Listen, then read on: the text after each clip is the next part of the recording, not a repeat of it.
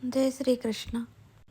అనగనగా ఒకరోజు ఆద్య అనే అమ్మాయి నదీ తీరానికి వెళ్ళింది.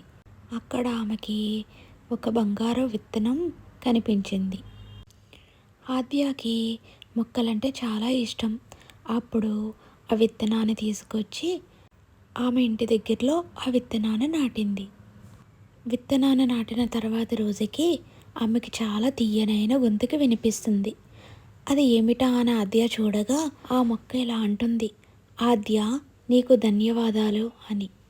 ఆద్య చాలా ఓపికగా రోజు దానికి నీళ్లు వేసి చాలా బాగా చూసుకునేది.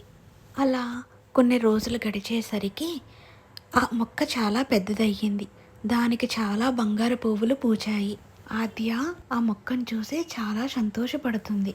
ఊర్లో ఉన్న జనమందరూ వచ్చి, ఆద్య ఈ చెట్టు చాలా తమాషాగా ఉంది, చెట్టంతా బంగారు పువ్వులు పూచినాయి, అది ఎలా సాధ్యమయ్యింది అని అడుగుతారు.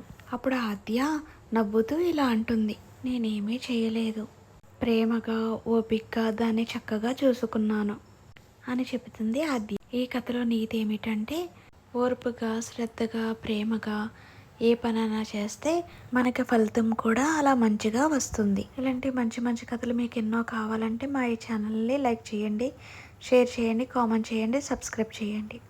శ్రీరామ